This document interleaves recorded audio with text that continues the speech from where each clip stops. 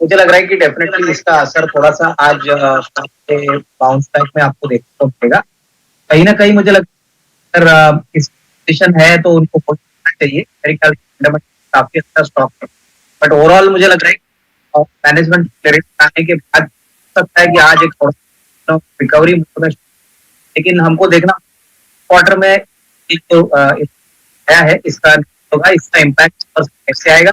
अब शायद दिसंबर क्वार्टर मुझे लग रहा है कि देखिए आईएक्स का जो डाउनटर्न था वो लार्जली ये कपलिंग के कारण ही हुआ था, और ये अगर कपलिंग हटा ज्यादा है और ऑब्वियसली ये बात मार्केट को काफी पसंद आएगी, क्योंकि देखिए कपलिंग का मतलब है कि जो भी प्रॉफिटेबिलिटी कंपनी कमाती थी उसके ऊपर एक कैप लगाने की बात कर रहे थे। तो अगर ये कैप हट जाती है तो डेफिनेटली वॉल्यूम्स बढ़ने के लिए, प्रॉफिटेबिलिटी और बढ़ने के लिए फ्रॉम द करंट लेवल्स काफी बड़ा स्कोप है। तो मेरे ख्याल से अभी तक ऑफिशियल कंफर्मेशन जरूर आया नहीं है, लेकिन अगर ये नियर टर्म में ये कपलिंग का न्यूज फ्लो कंफर्म होता है तो इसमें और अच्छी रीरेटिंग आपको देखने को मिलेगी, क्योंकि इसमें कोई बात नहीं कि देखिए आईएक्स अभी भी मार्केट लीडर है पावर ट्रेडिंग स्पेस में, प्लेटफॉर्म बिजनेस है, तो स्केलेबिलिटी का पोटेंशियल तो पहले भी था, लेकिन कपलिंग के कारण मार्केट्स को चिंता थी। तो अभी ये अगर इशू हट जाता है तो डेफिनेटली और भी रेटिंग के लिए संभावना है। मुझे लगता है शॉर्ट टर्म में 155 160 का टारगेट पॉसिबल लग रहा है, और उसके बाद कंफर्मेशन आने के बाद ही फ्यूचर डायरेक्शन स्टॉक लेगा।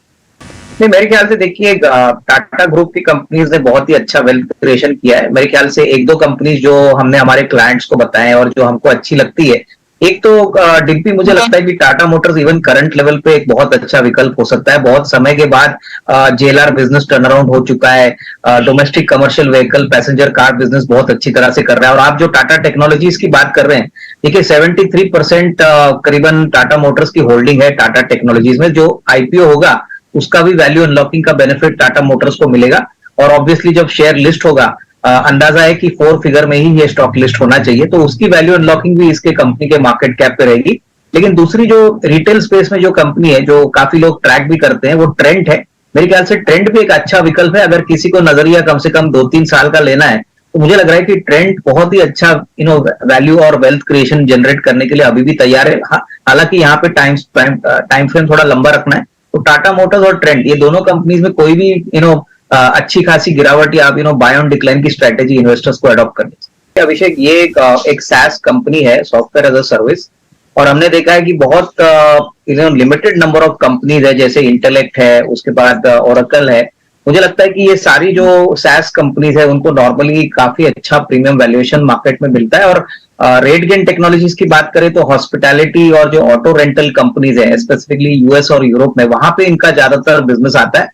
Q2 में परफॉर्मेंस बहुत ही तगड़ा आ गया था, मैनेजमेंट की कमेंट्री भी काफी अच्छी आई थी। तो कल जो ये इंस्टीट्यूशनल इन्वेस्टर्स ने जो अपना होल्डिंग उन्होंने बेचा है, इससे मुझे लगता है कोई बड़ी फंडामेंटल चेंज स्टोरी में नहीं आएगी। मेरे ख्याल से अगले 6 महीने भी बहुत बढ़िया पोटेंशियल है। In fact second half normally rate gain के लिए बहुत ही अच्छा आता है।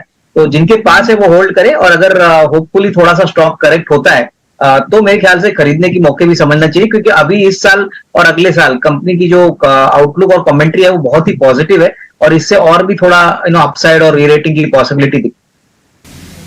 मुझे लग रहा है कि देखिए अगले 6-12 महीने की अगर हम बात करें तो मैंने पहले भी कहा था कि कमर्शियल व्हीकल सेक्टर के लिए हम काफी पॉजिटिव है। तो वहां पे एक ऑटो एंसिलरी है, जमुना ऑटो, जो बेसिकली एक pure commercial vehicle ancillary play है। करीबन 110-115 का रेट है। तो यहाँ पे मुझे लग रहा है कि 150-160 का टारगेट प्राइस पॉसिबल है। कंपनी बिल्कुल कर्जा मुक्त है, मार्केट लीडर है चैसी कंपोनेंट्स में, और सारे कमर्शियल व्हीकल प्लेयर्स जो है वो इनके कस्टमर्स है।